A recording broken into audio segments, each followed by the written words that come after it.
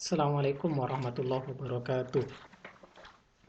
Kita lanjutkan kembali untuk masih topik mikrometrik, tapi kali ini akan ada dua subtopik. Yang pertama adalah mengukur luas permukaan atau surface area measurement, dan yang kedua nanti akan membahas tentang uh, sifat-sifat turunan dari suatu serbu atau partikel. Nah, di surface area measurement ini, sederhananya, hal yang paling sederhana kalau misalkan kita punya partikel atau powder yang bentuknya spherical seperti ini, bentuk bola misalkan, itu akan sangat mudah menghitungnya, yaitu dengan persamaan bola biasa, spherical biasa. Surface area kita bisa hitung dengan menggunakan persamaan Pi dikali dengan diameternya, diameter kuadrat. Sedangkan volumenya bisa dihitung dengan persamaan ini juga. Namun kita tahu tidak semua powder itu berbentuk, kalau kita ukur dengan menggunakan mikroskop elektron yang lebih besar, tidak semuanya berbentuk spherical seperti ini. Jadi macam-macam, ada yang bentuk kotak dan macam-macam seperti yang topik kita video sebelumnya, bahwa bentuk particle shape-nya itu bisa berbeda-beda, sehingga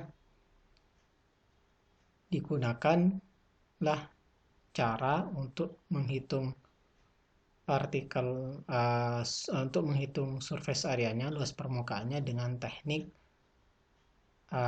namanya BET. Jadi kalau kita punya partikel berongga, teknik menggunakan dia diginiin, dialiri gas menggunakan, ada alatnya, teknik BET analyzer. Jadi kita misalkan ini adalah permukaan dari powder kita, jadi dia permukaannya macam-macam, tidak yang mulus seperti bola itu, tapi dia berongga-rongga. Misalkan dia dialiri oleh gas seperti ini, maka gas-gas itu akan nempel di permukaan seperti ini sampai semuanya terlapisi oleh gas. Biasanya gas nitrogen yang digunakan sampai dia penuh seperti ini. Setelah itu gasnya ditarik lagi, disedot lagi, sehingga lepas lagi. Nah, yang umum adalah menggunakan teknik BET ini, sehingga nanti dihitung spesifik surface area-nya bisa menggunakan dalam unit volume, meter persegi per sentimeter kuadrat, atau dalam bentuk massa sampel, meter persegi per gram sampel. Nah, sedangkan SP ini adalah bisa surface area per volume. Kalau dia dalam bentuk volume, ya seperti ini. Kalau misalkan dalam bentuk berat, maka tinggal dibagi sama ini, row-nya ini, massa jenisnya. Nah, ini tadi prinsip kerja dari BET. Jadi yang pertama, heat and evacuate. Jadi ini serbu kita, powder kita. Yang pertama adalah gas-gas di sini di vakum dulu, dikeluarin dulu.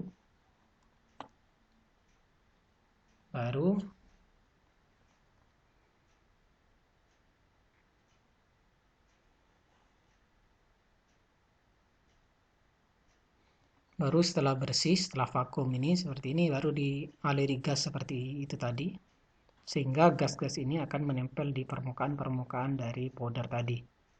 Baru setelah itu yang terakhir, dia gasnya ditarik lagi. Contohnya seperti ini. Sama seperti yang sebelumnya, jadi yang pertama dia gasnya dialiri sehingga nempel-nempel di permukaan. Kalau kita punya powder atau partikel yang berongga seperti ini, maka dia akan nempel-nempel di permukaan sini. Jadi seperti ini. nempel, ini gasnya, biasanya gas nitrogen. Jadi yang A ini dia naik, terus setelah satu layer ini menuju 2 layer sampai dia penuh, dia akan stabil seperti ini. Lalu setelah maksimum ada di D ini. Jadi setelah penuh rongganya, misalkan ini dipenuhi oleh gas-gas itu. Baru setelah itu kebalikannya, gasnya ditarik lagi. Jadi ini grafik dari pengukuran BET. Nah, dari hasil BET ini maka dihitung menggunakan persamaan BET. Nanti saya tidak masuk terlalu dalam ke itu. Namun setelah pengukuran kita akan dapat peroleh datanya nanti. Nah, selain menggunakan alat ini, selain mengukur luas permukaan, kita juga bisa mengukur pore volume dan ukuran porosnya. Kalau kita punya rongga-rongga seperti ini, kita bisa ukur berapa ukuran pornya ini, atau yang lebih kecil lagi misalkan berapa ukuran rongganya. Nah, contohnya misalkan kita punya seperti ini. Jadi kita punya partikel, dia lubang kecil tapi di dalamnya dia rongga besar. Maka kalau misalkan dia berongga besar, pasti volume gas yang masuk akan semakin banyak, sehingga kita bisa menghitung pore volume, sedangkan pore diameternya ini kita bisa dapatkan juga nantinya. Nah, contohnya ini hasil dari pengukuran BET. Ini gambar ini hanya ilustrasi. Misalkan kalau kita punya powder bentuk granul, misalkan yang besar-besar seperti ini, dan yang satunya lagi dalam bentuk powder yang lebih kecil, jadi yang lebih serbuk, yang lebih kecil, yang kecil-kecil seperti ini.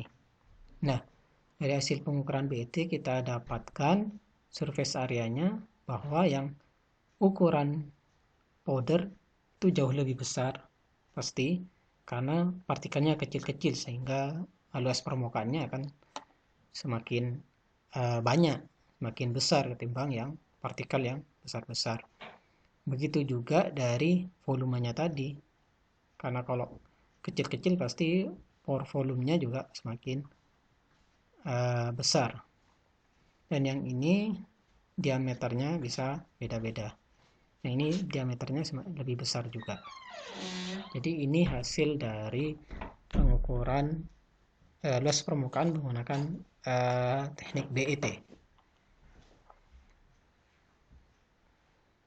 Nah, contohnya ini sampel saya dari hasil penelitian saya. Saya punya 2 sampel, yang satu berongga dan yang satu lagi tidak berongga seperti ini. Maka kita bisa lihat bahwa luas permukaannya, baik luas permukaan dari volume pornya dan pore size-nya juga lebih besar yang berongga seperti ini dibandingkan dengan yang tidak berongga seperti ini. Jadi ini hasil dari riset saya di sini.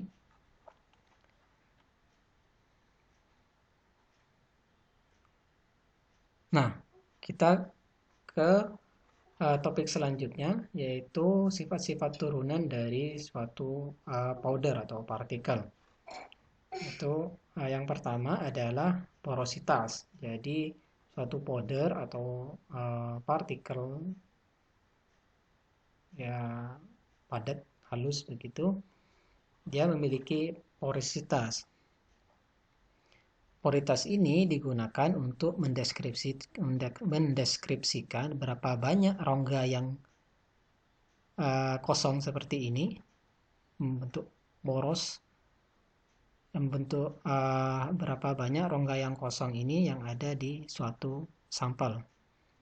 Semakin banyak rongga-rongganya, maka porositasnya akan semakin besar. Jadi kita lihat kalau yang porositasnya tinggi, dia banyak rongga-rongga yang kosong di sini. Tapi kalau yang rapat seperti ini, lebih rapat, masih tetap ada porosnya tapi lebih kecil. Cara menghitungnya itu bisa dari pore volume tadi dibagi dengan total volume. Jadi sederhananya kalau kita punya batu-batu seperti ini, anggap batu, terus berapa pore volumenya dibagi dengan volume, anggap kalau kita kasih air, penuhin dengan air, berapa volume air semuanya. Jadi volume yang di rongga-rongga ini dibagi dengan volume total dari misalkan kalau kita tambahkan air di sini, berapa air kita masukkan bersama, kita tambahkan ke sini. Jadi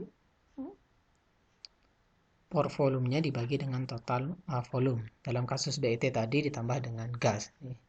Ditambah air karena ilustrasinya saja supaya lebih mudah. Nah, yang kedua adalah sifat density atau densitas. Densitas itu adalah berat per volume.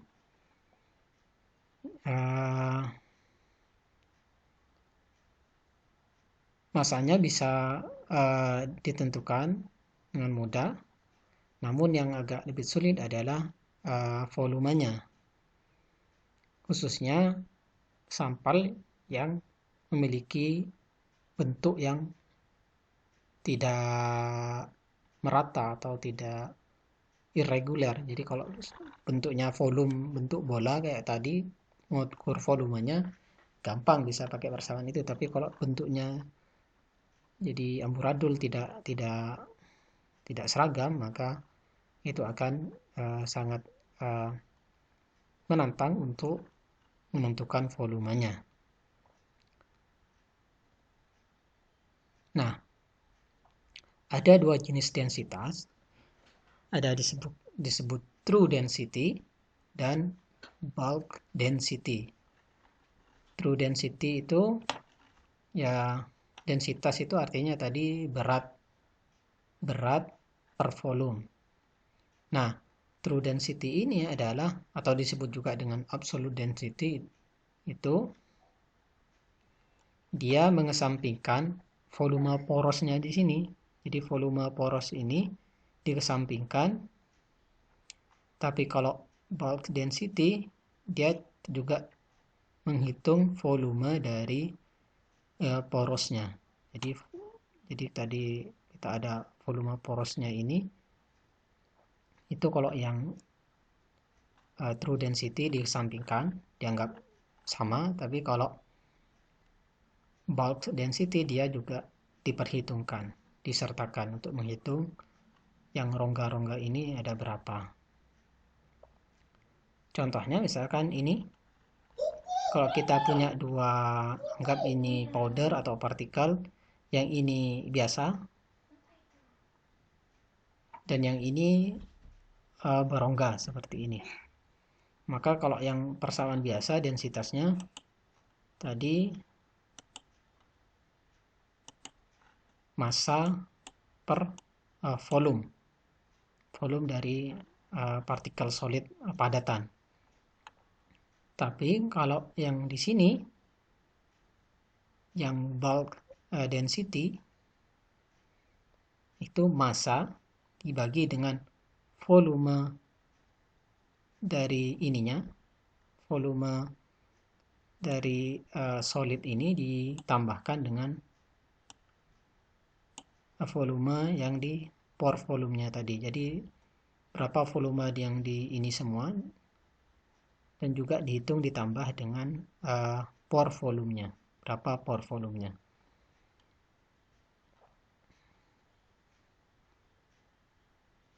Nah, sama dengan seperti ini juga.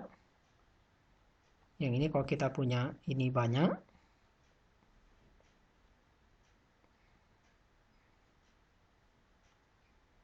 ya yang ini ditambahkan dengan pore volumenya juga.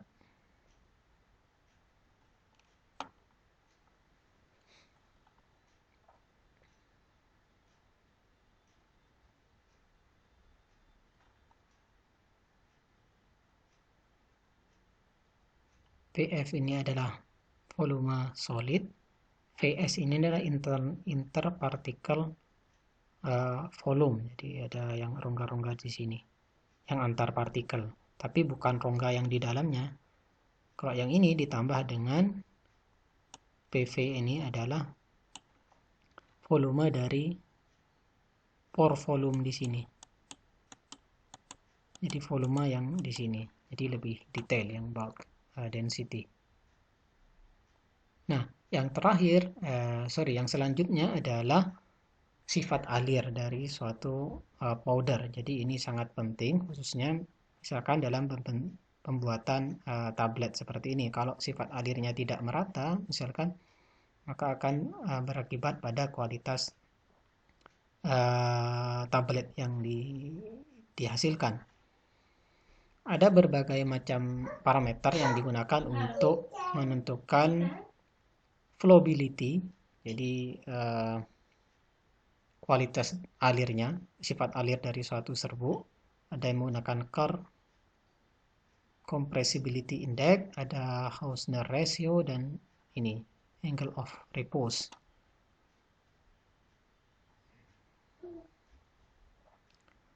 Nah, ini contoh suatu berbagai macam parameter. Sifat alir suatu serbuk dia dianggap bagus jika indeksnya dia lebih kecil dari 10, sedangkan rasio dari Hausner kisaran 1 sampai 1,1. Jadi ini salah satu parameter dari kualitas sifat alir dari suatu serbuk atau powder. Selanjutnya, bagaimana cara meningkatkan flowability, jadi sifat alir dari suatu serbuk? Pertama, seperti yang sudah kita bahas di sebelumnya, kita bisa meningkatkan atau membuat partikelnya lebih kecil, jadi supaya dia sifat alirnya semakin bagus. Jadi daya alirnya semakin bagus. Jadi partikel size-nya juga akan mempengaruhi. Yang kedua adalah particle shape-nya. Seperti yang kita bahas sebelumnya, bahwa sifat ini juga sangat mempengaruhi pada kinerja suatu obat. Yang ketiga bisa adalah moisture content atau kandungan airnya. Jadi baiknya kandungan airnya harus rendah supaya dia mudah mengalir. Atau yang terakhir menggunakan penambahan bahan namanya flow activator. Jadi kira-kira ini untuk meningkatkan sifat flowability dari suatu powder. Saya kira demikian, kurang lebihnya mohon maaf, mudah-mudahan bermanfaat. Terima kasih. Assalamualaikum warahmatullahi wabarakatuh.